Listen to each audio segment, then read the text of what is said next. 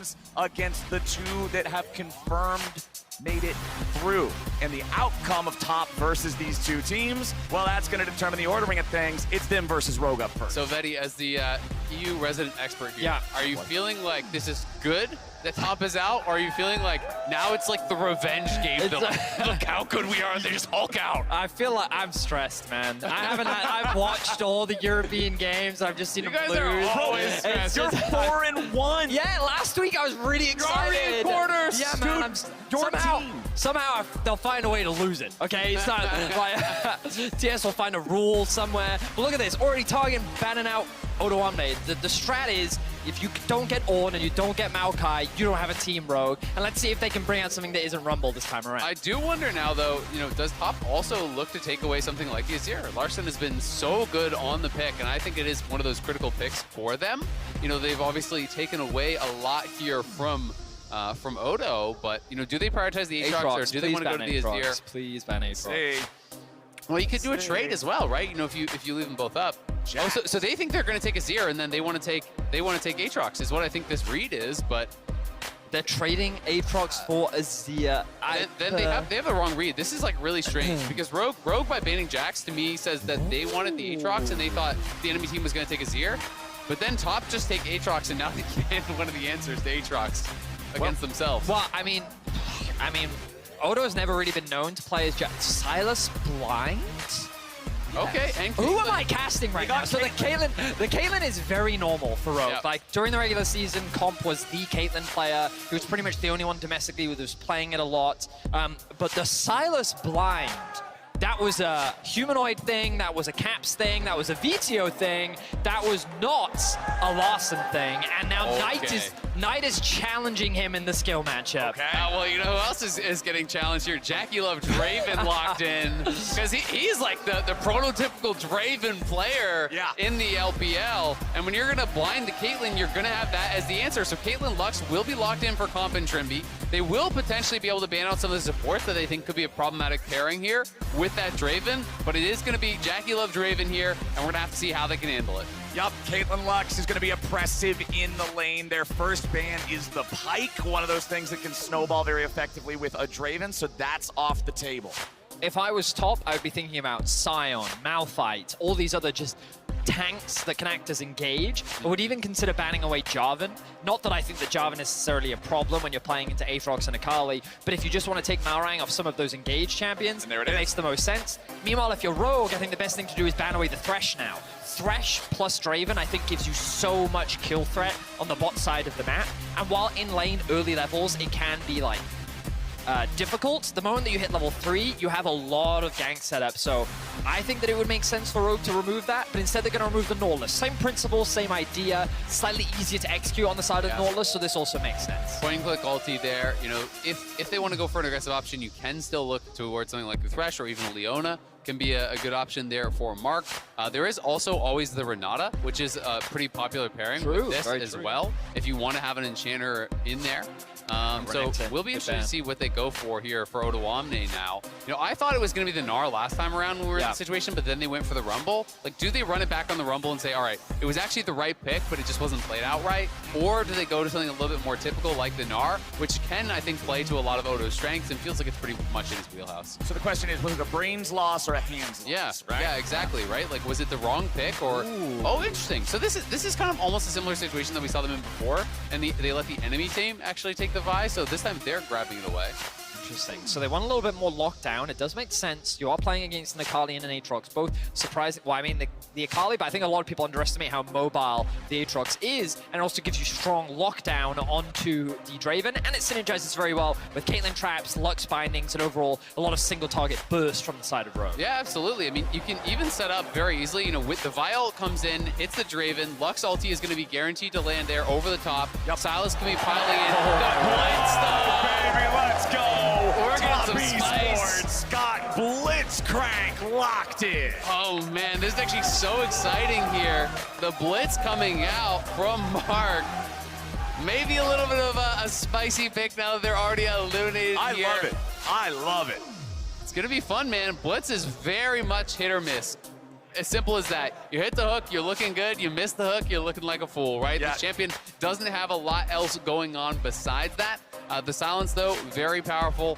And both Caitlyn and Lux will be really squishy targets. So if you can actually lock either of them down, could be looking really good. Tien's going to be on his Lee Sin, which he is really well known for. So we'll have the ability to try to get aggressive, and it feels like they're going to be playing a lot around bot. So as far as I can tell, and of course my research is quite limited in this space, this is his first ever professional Blitzcrank game. Now, he's very familiar with hook champions. He's played a lot of Nautilus. He's familiar with all these, but Blitzcrank has not come out professionally for this young man. So the fact that he is bringing out alongside Jackie Love against Rogue, bear in mind, top, they can't qualify for the quarterfinals. So right now, all they're doing is playing to ruin Rogue's day, to make it harder for them to secure top seed in this group. Just tilt them. And to basically drag them down with them. Hey, I can tell you in my storied career in League of Legends, I've had my day ruined many times by solo queue Draven Blitzcranks. So both on your team and against you. It's an incredible mental pick. Incredible. To make something happen to get in your opponent's heads like that with it. But here we go. We're loading up. We're locking in. Top Esports versus Rogue. Depending on the outcome of these matches, that will determine who gets first and who gets second in the group. So Rogue still got to make sure they're fighting for it. Yeah, absolutely. You know, really do want to lock first. I think it's incredibly important to actually dodge some of these killer teams here that are going to be coming out in first seed. You're going to be really scared against teams like Gen.G and JDG and so on. Predicted first place finishers. So we'll have to see if Rogue can clean it up. We didn't even talk about it, but it was the Gnar that did come through as the 5th pick after the Blitz came through. Didn't really care about anything else. It's a 5-man group at level 1 from top. They are not messing around. They are on the hunt, but they are also on a ward. That's not what they wanted to do. That's gonna make surprising Rogue slightly harder. Yes. The difficulty of this greatly reduces the chance of surprising Rogue. Yes, it does. The difficulty. But the question is, can Rogue surprise top esports? Oh, the classic counter to the Blitzcrank level 1 invade. They have well, they know they were information. spotted, so they shouldn't just be completely But caught what off do guard top for this. esports know? The answer is nothing! Yes! Rogue come in with the counter attack. But it doesn't result in anything. No. It does not result in much. I thought it would be a lot more dramatic than that, admittedly, but Larson choosing to start with the E so that Trimby doesn't have to start with the Q. If they'd had that chain CC, maybe they would have had enough damage. Now, there are a couple pros and a couple cons. The pros for Rogue is that this will delay Tian's start to the clear. Look at this the hook. cons are that there is a ward here, but Rogue will be aware of it and they will step and ground and go the long way. So they're not going to fall privy to that. But notice as well, both junglers now starting on the top side of the map. They will get assistance from their top laners and both making that small sacrifice to come to lane late. Yeah, I like the level 1, the back and forth battle here. At the end of the day, you know, they do get a little bit of a chunk on Tien. They make him start W, but not really the end of the world here by any means. And as you said, Betty, I do think Trimby would have had to commit to the Q start. Oh, the hook in early. Trimby's in trouble. The first pull hits, and Jackie Love's ready to flash follow. Lamorato's going to do it. It's first blood of the Jackie Love. Tom goes right back in, and he gets him right back. 1-1 in the bottom lane. At the end of the day, it's 4 summoners, though, spent here by Rogue, and the flash is still available for Mark. First blood goes to Jackie, and he gets the cash-in gold. Of course, not from the stacks, but you do get a base amount of gold there from the passive, so he's going to be coming out on top in this trade. Wow, coming back to lane with 2 long swords is definitely going to be a favorable situation for Jackie. The way we're getting a favorable trade up towards the top side of Matt. Let's kind of take stock, though. One of the things about Caitlyn and Lux as a duo is they need to get this push early, and Mark leveraging the level 1 to turn the bot lane in TES's favor. Yeah, absolutely. And Trimby just not respecting the hook there, does not flash it. Jackie Love sees the opportunity here, straight in, does get the cash in there. It was 60 cash in gold, so 20 gold from his stacks, 40 from the base, plus the 400 for first blood. So that's 460 gold off of that 1 kill. That is a really big injection of gold into this Draven that does want to be snowballing here. And now they're calling Malrang down, but Tien is here as well, so this could come down to a 3v3. This is quite a spicy early game. Let's see if we can get it going. Tien walking over the control ward, so they're aware of his presence. They're still trying to be respectful of Mark's hook. Tien is going right back up into the river, picking up the scuttle crab for himself now. But they saw that Tien left, so now it is a potential gank angle here again. Tien is coming back to cover. They know that there could be an angle. They're actually spam pinging the brush that Malrang was in. They didn't have vision on him, but they have the read. Yeah. Top knowing that, hey, we don't have flash on Jackie Love. It's a wave that's being stacked towards us. That's, Oh my God, Mark, let's go! He goes for the flash, he goes for the pull, he goes in, and Jackie goes to 2 kills. 2 hooks, 2 kills. Mark is going off, and now Odo in trouble. Wayward's going after him. I'm loving the emote game from Top Esports here. Odo with the flash out, barely surviving the Aatrox Comet. Odo Omni was forced to flash there because he saw the Scorch damage, plus the Comet meant that even an auto attack would have been enough to secure that kill. But Rogue already in this early game falling short. The Blitzcrank answer working wonders for Top Esports. Betty, close your eyes. Don't look at the bottom lane gold difference at any cost. Oh, It's, no. it's 1,000 gold already. But let's look back between instead the at this two. engage. Oh! Ooh, that's just a panic net. That was a, he tries to react in the moment and his mouse just isn't quite in the right place. But I don't think it necessarily would have helped him either way. No. A really good flash hook comes in from Mark. And Azelle, you talked about it earlier, that summoner spell trade that we saw at level 1. 3 summoners for 4, that single summoner spell not burnt ended up paying dividends for Top Esports. And this is something that the LPL teams, all the top LPL teams are so good at punishing. Missing resources, missing summoner spells. All the top LPL teams really do have that in common. That when you're down a flash, it's like blood in the water. Sharks are going to be coming. They're going to be looking for that kill. And they are able to punish. And they can look to go right back at it again. Because with no flash on Trimby and comp, it's so hard to play out this lane. Caitlyn Lux dominates lanes by getting the push and harassing their opponents under tower. But when you're playing these double range lanes and you have no flash, you really cannot safely push whatsoever. It's such a scary position to find yourself in. Jackie Love just fine, farming up the minions for now. You can see both supports getting out of the lane, roaming around a bit. Mark pops the horn there, but there's not a whole lot to do considering he knows the comp is also somewhere nearby. Doesn't want to just go for a crazy pull. Tien coming towards the bottom side here yet again. Top very invested in this bottom part of the map for good reason. I expect we're going to see Malrong back down around here again soon too, trying to make something happen. You can see he's making his way back down into his own jungle. He's level 4. Tien is level 5. That could be a big difference if they find themselves in a 1v1 here in the jungle, but Malrong's not even going to risk it. He'll walk straight down the lane. Tien starts up the Gromp in the enemy jungle. Hex flash over the wall. Pull hits again. It's point and click for Mark. He don't miss. Mark on the Blitzcrank is making it look easy. Tien is here, and they're positioning like they want to dive. And yes, they will. Malrong has to flash back underneath the turret, and Top will not be able to complete this just yet, but I don't think they're done. Mark finally hits an air ball, and that means Top's calling it off. It was such a big wave that Top Esports saw that dive as just too much of a juicy opportunity not to go for it. Rogue, though, you saw that their priority was clearing out that wave as quickly as possible, get more XP onto Malrong, give him that level up to make the fight that much easier, which meant the Top Esports, after missing that hook, decided not to commit, but the damage was done. They got the kill onto Trimby, and what a clean kill it was. And it's just the Hex Flash over the wall here, hugging the side there. Comp able to sidestep, but Trimby is not able to do it. Another kill, another cash in for Jackie. He is off to the races. 3,800 gold on Jackie Love total. Comp is at 2,400. He is a full 1,400 here behind. The Mythic is going to be completed, plus the serrated Dirk. Before Comp even has his Mythic done, the Caitlyn is just hopelessly behind, and it's rough because all 3 lanes are now losing. Knight is ahead mid.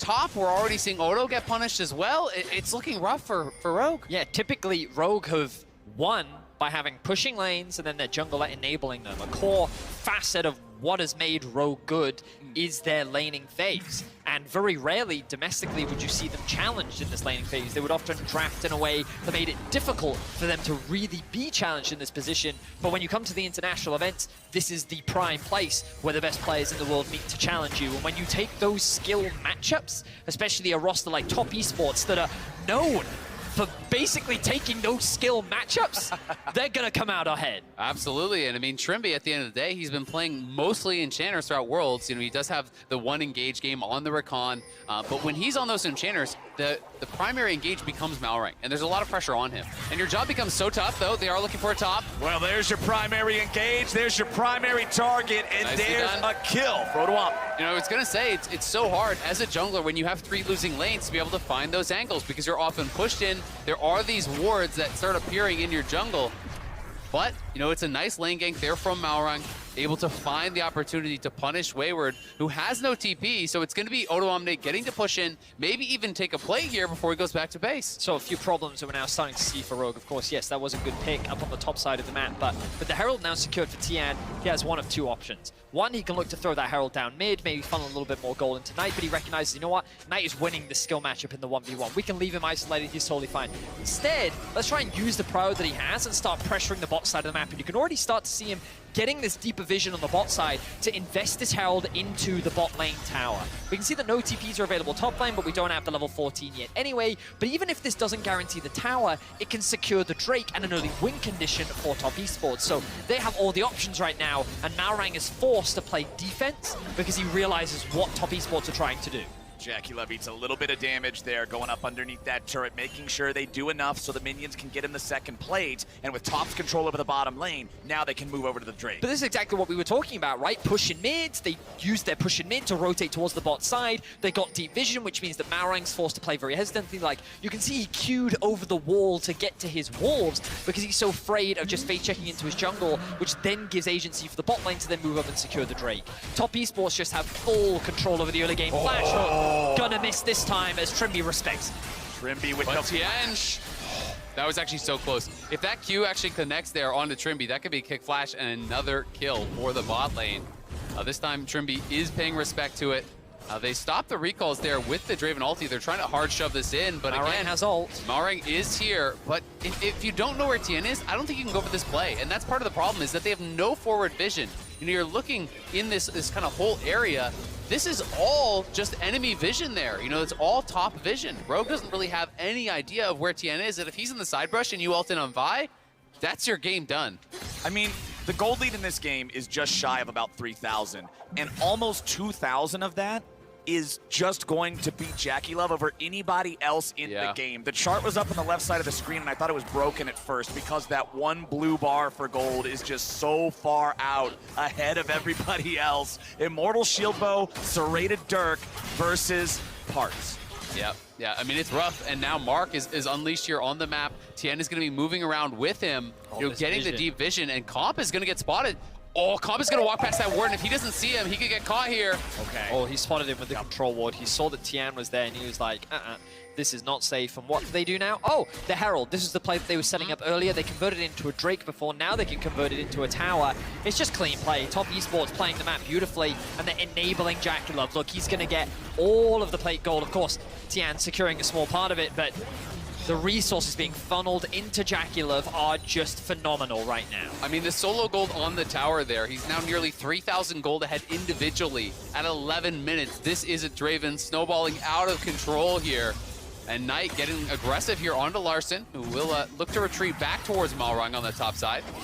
Meanwhile, back in the top lane, Odo flashing away. Wayward tried to flash follow to hit the Q3, but you can see it was just a millisecond too slow, so he wasn't able to find the sweet spot. Now Malrang's coming up, but Tien's ready to join. Can they keep Wayward alive? Yes, they can! Minion bullets say no! It's 1-for-1. Knight makes his way into the top side as Odwamne tries to get back underneath the turret. Whirling Death will not find a kill in the bottom lane, but Comp and Trimby continue to have to play off the back foot. Yeah, and they're down all of their summoners there. The Ignite is spent from Trimby, both Flash and Heal spent from Comp as well.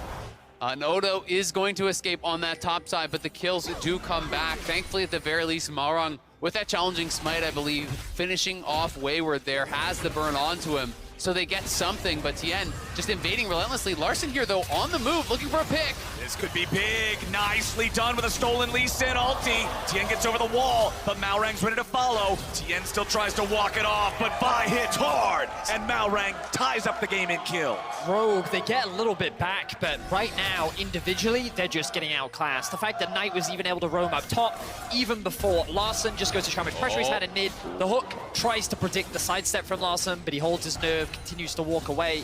But we saw Wayward just straight up outplaying in the 1v1. Like the matchup, sure, Aatrox is a very strong champion, But like bot lane 2v2, they are winning. Top lane 1v1, top esports is winning. Yeah. Mid lane 1v1, top esports are just, this is how they dominated the LPL. They hand-gapped people, okay? They go, our hands move better than yours do. Our brains, not the same, but hands, real good, right? And that was one of the big disparities between top esports and JDG. That's why they were the contrast of styles. Top esports could get ahead in the early game, but sometimes they fall short in the mid-game. Uh-oh. Odo's ready to go over the wall, but guess who's waiting? He ended up actually bouncing over his head, but it won't matter. Mini-Gnar can't survive that, and Wayward gets the money. Top esports aren't done yet. They'll continue moving into the jungle, chasing away the enemy players and chasing out that vision. Mark just continues to live in the jungle of Rogue. He did it on the bot side. Now he's translated up to the top side. The control that he has, Odoamne was not expecting a Blitzcrank to be on the other side of that wall. Just look at this. It's all enemy vision here again. You know, Rogue can hardly enter their own jungle. They are just playing so well to get coverage. Whatever they're playing strong side of the map, they move in. This jungle support duo starts to get vision. Wayward will be pushed back here. Could be in trouble as Malrang does have his ulti, but they're not going to go for it because they don't know where Tien is again. And he was getting pretty darn close to that tower. So if you take that by LT in, it may be a one-way trip. Huge props to Wayward. He really has been the person that's been attacked the most in the early game. We've seen Malrang covering the bot side of the map a lot, but in terms of early ganks, it has been this top lane, and he still finds himself at 2-2-0. He's still ahead in farm, and he is still soaking up this pressure, allowing top esports to claim even more on the rest of the map. And really, I mean, for Malrang, he's just had very limited options. You can't really attack the bot lane because unless you have perfect information and know where Tien is, you're always going to lose the 3v3 when Draven is this far ahead. Yeah. So it just makes it so tough, but they're going to try to dive now. And there it is. They burst him down before Aatrox is able to drain tank anything. But now Knight is ready for the cleanup. Sure, he can flip, making sure there's no sort of an opportunity for an execution or an outplay, and Knight picks up the money. Still, I would say a great play for Rogue overall. They get the flash at the TP and the ulti from Knight, and it is just that trade kill back. So Rogue, you know, trading evenly is trading positively when you are behind. They're hunting for Odo now, though. Will they spot him recalling? Here we go. Mark found him. Mark got him. And JackeyLove only has to put the auto attacks in. Stand aside will slow him down, but not enough to not get it without the flash. So Jackie at least has to spend a summoner spell, but that's more money on an already fed Draven. Did you notice that JackeyLove, by the way, stopped to grab another axe, build another stack, and then get the kill afterwards to maximize the amount of money that he was going to get? Look at this. It's just not fair. He's nearly doubling the gold of comp at this point. This Draven is out of control. That is, for context, that's an Infinity Edge difference. Yeah. That is the amount of, like, that, At this point, he can could just build an Infinity Edge without the 60% crit and it would still be fine. Yeah, you guys remember a minute ago when I was like, yeah, Caitlyn only has item parts and Draven's popping off. Caitlyn still only has item parts. So Yeah. All right. it's a bit of a struggle here for Comp and for Trimby in the bottom lane of Rogue. Second, Drake goes over to top esports with their 6,000 gold lead 16 minutes into the game. The Draven is just a force of nature at this point. Essence Reaver's second item completed, so he's never going to run out of mana for all the Blood Rush, all the whirling axes. It's more problems for Rogue. And it's one of those things where I think we're getting to see an interesting cultural difference, because when you kind of look at how Europe plays against the Caitlyn Lux, it's always about, we're going to draft strong side and cross map, right? Instead of trying to stop Caitlyn Lux from doing things, we're instead going to commit to the other side of the map. Whereas over in the East, they sit there and go, because Damwon did the same thing, where they just said, we're going to kill you. We're going to kill you at level 1, we're going to kill you at level 3, and we're going to kill you at level 5. And it's worked both times now. Of course, it requires a lot of confidence and really good support from your jungler, but that is exactly what top esports have done, and all the credit needs to go to Mark. The fact that he has landed every single hook, or like a near 80-90% hit rate, the man is on fire in this game. He absolutely is, and Rogue could be in trouble here. Mark gonna look again. Mark tries to find it. Larson with a nice sidestep. He's the one who's been reading Mark the best so far, as now the Herald gets summoned up. Remember, they used that first Herald in the bottom lane to put all of that extra money onto JackeyLove.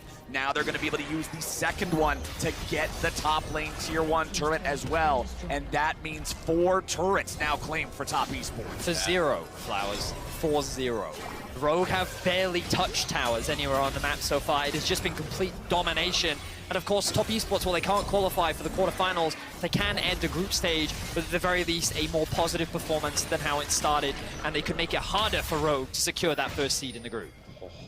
Mark fishing there with the hooks, doesn't actually connect, but Not much risk to doing it because there's not really any windows for Rogue to engage off the back of it. And yeah, I mean, at the end of the day, you know, we've seen both the way that they were attacking earlier, you know, with this Ashe Heimer bot lane into the Kalista, trying to punish that, you know, the aggressive early lane. Now again, as you're saying, Betty, it is the Draven as the answer here into Caitlyn. And I think it also really shows the power of some of these pocket picks, these specific champions where you really are at another level if you're excellent at it. You know, an average Draven player, it's never worth picking the Draven, but if you truly excel on this champion, it can dominate a game, and we're seeing it here, TN 3 items to 1 between them. TN's gonna start it off, but it's more about Knight coming in to deal the damage, or is it? TN's just whooping him on his own, but they want to put the money on the mid laner. Nope, never mind. TN said, I did most of the work, I'm getting most of the money. Yep, gonna be able to take that one away. At least they share the assist gold there, and Knight will be able to take down this minion wave. Rogue does get a tower, but unfortunately no one there for the local gold, so not going to get much of an advantage from it. And Jackie Love's on 3 completed items. Comp just barely finished his first. He's got a longsword on top, but the whole game, if they do want a team fight, is going to come down to can you get to Jackie Love? Because if you cannot actually take down Jackie Love, you are toast. That being said, they do have some ways to get there. Potentially, Malrang can ult in on top of him. Trimby throws the ulti in over top. You know, you do try to layer some of this burst and hopefully knock him down. But the problem is, there's a lot of other threats now on top as well. You know, TN is very strong. Knight is farming incredibly well, past 10 CS per minute on the Akali. Yeah, Wayward's having a good game, so if you completely ignore them, they are going to run over you.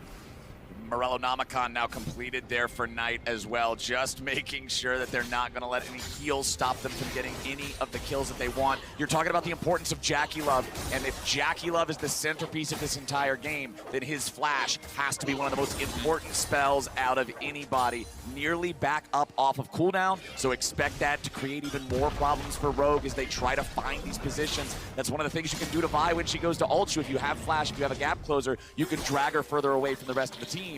And all of a sudden, a good play isn't so good. Absolutely, and my guess is for Rogue, you know, they're going to just try to sit back and wait to find any sort of potential picks that they could look for with the Vi. And I think we're probably going to see them not even challenge until maybe Soul instead of Soul Point, because they're just so far behind now. I think they really need to try to look to see if they can get a little bit more farm, and they don't even have the vision really out on the map to try to look for anything. So I think it will be seeding this third dragon, hoping you can turtle up, hoping you find some sort of an angle later on. Oh, hard fire and one off at Odo there. The things you're mainly looking for if you're Rogue is like trying to attack the side lanes, right? So we saw Knight in a second ago just pushing out that top wave. That was a window with which Rogue could have looked to try and find a pick in exchange for the dragon. And then if they can push that top wave all the way down to the tier 2, it gives them a little bit more space. Yep. Okay, Top Esports is set up in the enemy jungle. TN hits the Sonic Wave, but there will be no resonating strike. They know how easy it is for that to get punished if he's underneath the turret and the Lux is ready to bind him. But now Rogue are coming back out onto the map. It's all 5 Rogue players here on the bottom side. But Wamne has the Narbar charged up. They might try to contest top here, but Wamne jumps in, forces Mark to fight out there. Wayward's still on the flank. Look at Knight. Knight's coming around from the other flank. It's going to be a pincer attack from top. TN just baiting him in, starting up the Drake. As Wayward and Knight make their way forward. Mark guarding Jackie. They're going to be dealing with Odo. Meanwhile, Wayward's going to be killed off too. Top laner for top laner. TN still looking for a little bit more, and Knight just picks him up so easy. Malrang, he's nothing but food for the taking as Top Esports are eating good. Top Esports just wiped Rogue off the map, and look at the gold difference now. 9,000 gold is the lead for Top Esports, and there is a Baron waiting to be taken by Top. And Rogue just looked for that desperation play. They decided that they didn't want to wait any longer. They wanted to try to find an angle there. Odo, you know, with the Meganar just running out, you know, flashes. This gold, I have nothing left to say other than this gold chart is stupid. He's 4,000 ahead of his own teammate who's doing the best other than him. he's Draven, baby. Yeah. Well, we can watch this one more time. I mean, it's desperation hours for Rogue, right? Odo sees the Meganar is expiring, so he flashes in for the wallop, but doesn't even find it, and that just kind of encapsulates the fight. They do get this one kill here onto the Aatrox, a nice focus fire and bursting down on what is a very squishy build, but the problem is TN is in the back line, the kick comes through, and Knight just follows it up and erases him. That's the thing, Knight hasn't really done much this game, but he hasn't needed to, right? He's just free farmed, he's outplayed Larson in terms of the 1v1, he's just been farming up very well, And then the second he has an opportunity in the team fights, there's very limited options for Rogue to really lock him down. As I say that, Wayward, once again, the point of attack. All right, Wayward, can you get out of this one? Dashes over the wall there, has a blast cone waiting. Malrang still in hot pursuit here, but does not want to go any further. It gets too risky at that point. There it is, Soul Point secured for the side of Top Esports now too. He's just making fun of him now. Yeah, he's just clowning on him a little bit. Knight's coming up to help him. Now he's got backup. Now it's a fair fight. Wayward staying alive. Malrang goes back up the wall, but he's going to be killed first. It's 1 for 1 at least. Larson picks it up. Knight goes right back underneath the turret. Meanwhile, let's check in across the map as Tien goes on a killing spree, and Jackie's just beating the hell out of the tier 3 turret. It's gone. Inhibitor up next. Knight's ready to stop the backs here in the top lane. He'll only get the 1. He flashes after Ruamne, and he's ready to try to continue the chase. Smoke screen goes down aggressively, just keeping the energy up. He doesn't even need E2. The game's just gonna end. Top Esports, they're on the Nexus at 24 minutes. The Draven is cutting through everything. Trimby trying to clear him away. Tien here in the front, Malrang jumps in, but that Draven just 4 hits him. And now, how can Larson even try to deal with it? Ace in the hole finds Tien, but it does less damage than a right click from the Draven at this point. They're stuck back in their own fountain.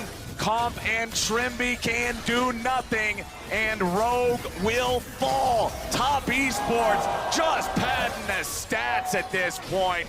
Knock them down. Top Esports take the win. 9-1-1 from Jackie Loves Draven, but the star for me